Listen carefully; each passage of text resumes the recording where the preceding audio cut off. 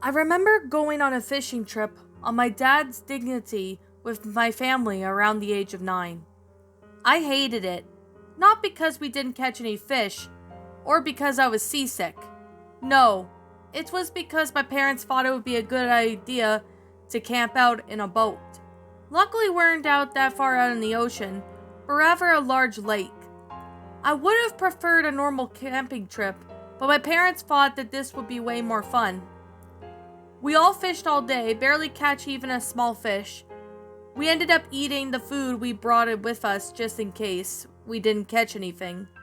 My dad said that it was weird that fish weren't biting, but just blamed it on his bait. My parents came to this lake ever since they met. They practically lived on the lake.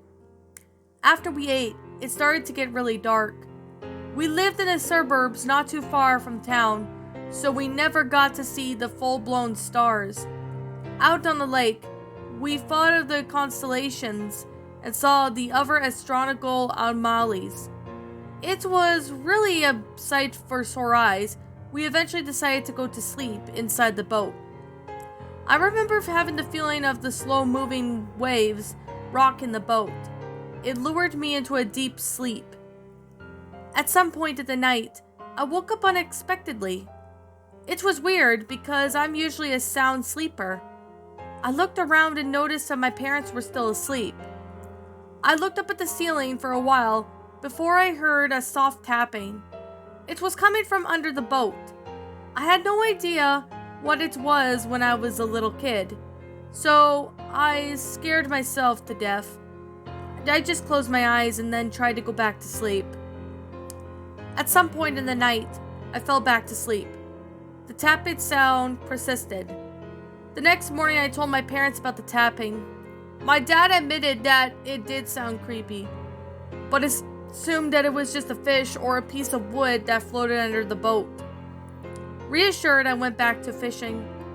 We caught one fish. It was medium size. After eating, I went back outside to take a picture of the sunset just before heading back to sleep. I slept soundly this time, without any disturbances. I awoke the following morning to my parents getting some stuff out of the closet. From the open door, I could see now that it was algae. I asked my mom what happened and she said algae and dead fish ended up on the boat. I asked what could have caused it and she answered that there were a bit of waves were strong last night and they may have knocked into the boat, but she wasn't really entirely sure. Trusting my parents' intuition, I tried my hardest to quell my fears. I used fishing to calm my nerves. We caught 3 fish. With only 1 day left, I did my best to brave through the night. The night, however, was one I wouldn't forget. I awoke to the boat rocking very harshly.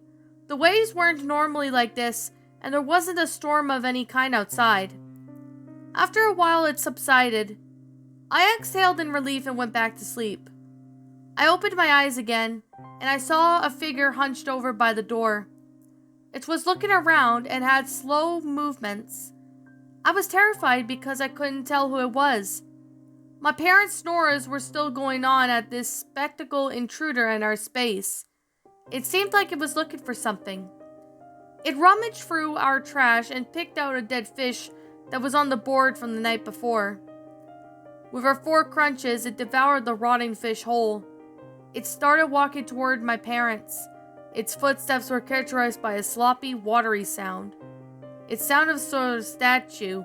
It was nothing but a blob in the dark. I could barely make out 2 dark yellow dots for eyes. As it inched over them, it raised 4 talon-like claws at the end of each arm. It grabbed my mother first, and then started shambling towards the door. As soon as I decided I had seen enough and yelled to my father, he shot up and saw the creature. My mom woke up, and then started screaming, disturbed by what she had just saw. She struggled out of its grip and went to my side. My dad stood up and was ready to fight the creature, despite the heavily trembling. creature quickly made its way out of the door and struggled back to get to the lake. My dad chased after it, used his Swiss Army knife to stab it in the leg. The creature wailed and jumped into the water. The next day, my parents inspected the scene, and all was left was a trail of this greenish-reddish ooze. My parents decided to sell the boat. Unfortunately, they have gone into the normal camping now. And that, my little pretties, was the Deep Creek Lake.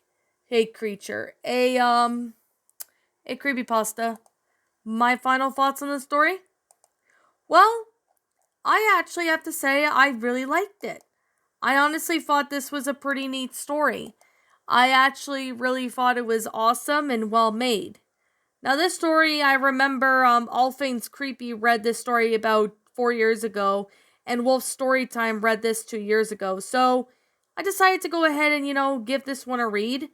I mean, it's a pretty interesting story. It does have a pretty interesting concept and about the whole thing, about what this creature was and what was it doing in the water.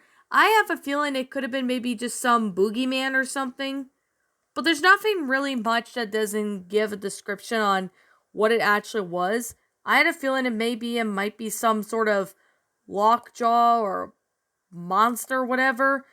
But this story, honestly, it left me some questions unanswered. But yet again, I mean, who really knows about the whole thing? But I could definitely say right now, this is actually a pretty interesting concept for a story. I really thought this story was pretty good as well. So I definitely have to say this story definitely has a lot of good time and effort into the story. And I definitely would have to say the protagonist in this story, I mean, was 9 and probably didn't know what to do or how to battle it or anything cuz well, any normal 9-year-old kid if they were in this situation or any kid of any age were in this situation don't know what to do, then yeah. I mean, I'm glad that this story did not end with anyone dying because, that would have, sucked. But other than that, this was a great story.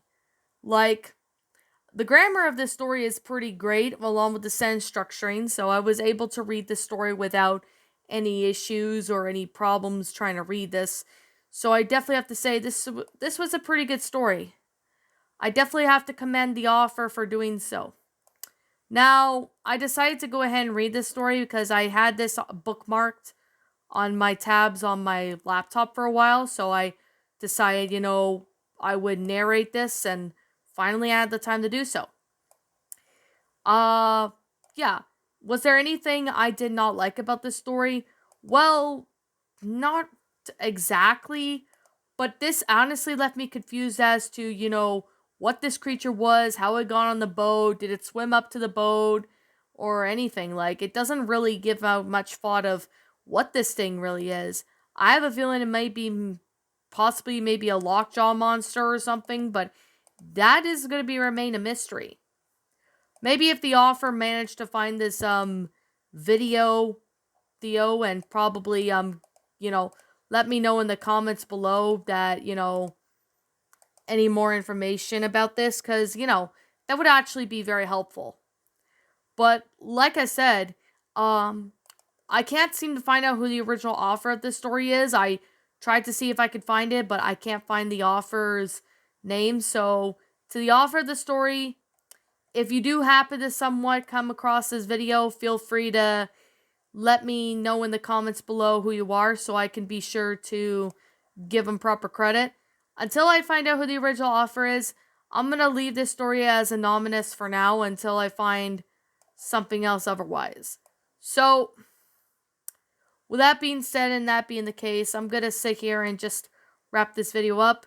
This is simply my own personal opinion. If you happen to disagree with me, that's perfectly fine too. We're all entitled to our own opinions in regards to these creepypastas. This is just simply my own personal thoughts. I'm going to give this one a 9 out of 10. A good story. Pretty good and well made in detail as well as the storyline and everything goes. but I would like it if it explained more about what this creature actually was. I have a feeling it might have been maybe a lockjaw or something, but like I said, the author can explain more of it in the comments below, because that would actually be helpful if the author managed to, if they ever come across this video, let me know, if they're the ones who wrote the story, and even give a little bit more an explanation to what exactly happened in that. But at least that way, that would be believable, but it would also be understandable. But like I said, I mean, I still really found this story to be really good. So with that being said, what did you guys think about this story? Did you all enjoy it? Did you all not? Also, what we have done personally to help make this story a lot better? Feel free to leave me know what your thoughts are down in the comments below. I'm the Queen of Lions. Thank you so much for watching today's episode, and if you're brand new here to this channel, be sure to like, comment, and subscribe. Ring the bell for notifications to when I upload, so that way I will get notified. Not me, but you guys will get notified to when I upload a video, but I will also get notified for if you comment on my stuff and sub and all that.